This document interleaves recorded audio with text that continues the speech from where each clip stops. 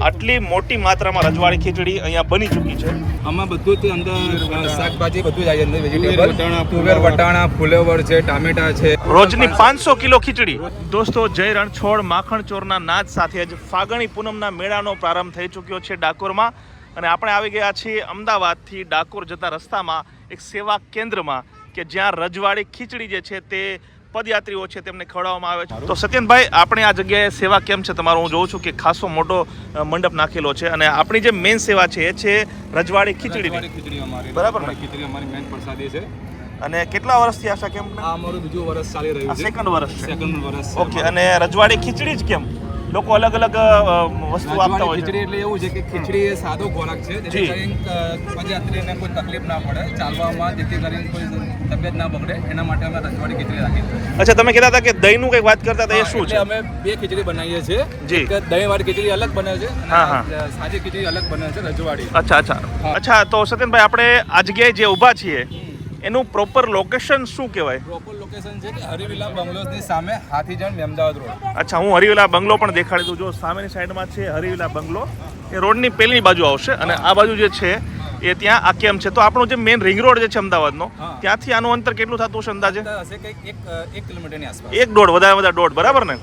તો મેઇન જે આપણે આ ખીચડી છે રજવાડી ખીચડી, એમાં શું શું વસ્તુ આપણે નાખીએ છીએ? આમાં બધું જ અંદર શાકભાજી બધું જ આવી અંદર વેજીટેબલ, તુવેર, વટાણા, ફુલેવર છે, ટામેટા છે અને બધો મસાલો છે, રીંગણ છે, કાજુ બદામ, દ્રાક્ષ. અચ્છા.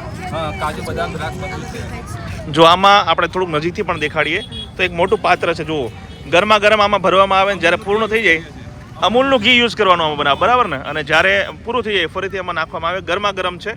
અને આજે આપણે બનાવવાનું જે છે એ અહીંયા જ બને છે? અચ્છા, ક્યાં પાછળની સાઈડમાં હશે ને?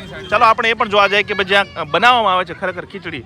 જો આ સેવા કેમ્પનો મંડપ છે જ્યાં કેટલાક પદયાત્રીઓ છે તે આરામ પણ કરી રહ્યા છે. જો તમે ખીચડી અહીંયાથી લઈ અને શાંતિથી બેસવા માંગતા હો, જો કેટલાક જે છે ગાદલા પણ પાથરેલા છે, ત્યાં આરામથી બેસો, ખીચડી વગેરે ખાઓ. અને અહીંયા જે છે તે ખીચડી બને છે. જુઓ, તમામ વસ્તુઓ જે શાકભાજી યુઝ થતી હોય. અને ખાસ મેં જોયું કે એમાં દાડમના દાણા પણ તમે નાખો છો. હા, દાડમના દાણા પણ ઉપર નાખીએ. બરાબર છે. અને જે તમામ જે વસ્તુ જોઈ સર સામાન એ બધું આમાં જોઈએ, બરાબર ને? શાકભાજી અહીંયા છે બધું. જો વટાણા તમને દેખાતા હશે, પછી આ ફ્લાવર તમને દેખાતો હશે, ટમેટા છે, ડુંગળી છે, તમામ વસ્તુઓ જે અને આ છે એ દાડમ, કે દાડમનો પણ યુઝ થાય. મતલબ કે જે પ્રોપર લોકો વેચતા હોય એવું જ ખવડાવવાનું, બરાબર ને?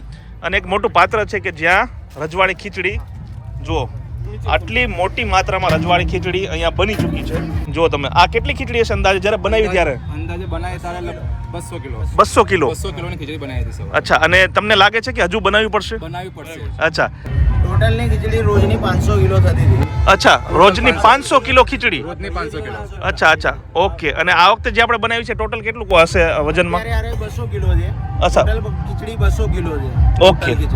તો દોસ્તો, 200 કિલો ખીચડી ઓલરેડી જે છે બનાવી હતી અને કેટલીક ખીચડીનું વિતરણ થઈ ચૂક્યું છે. બાકી ઓલરેડી 100 કિલો ખીચડી વિતરણ થઈ ગઈ છે સવારથી અત્યાર સુધીમાં, બરાબર ને? તો સત્યનભાઈ છે, એમની આખી એક ટીમ છે. આગળની સાઈડમાં જે છે તે ઘણી બધી બહેનો જે છે તે પણ આ સેવા કાર્યમાં જોડાયેલી છે. જો તમે પદયાત્રામાં નીકળ્યા હોય અમદાવાદથી ડાકોર જવા માટે, તો અમદાવાદનો જે રિંગ રોડ છે ત્યાંથી તમે 1 થી 1.25 કિલોમીટર આગળ આવશો ચાલીને અથવા પોતાના વાહને, ત્યારે જય ભોલે ગ્રુપનો સેવા કેમ્પ છે.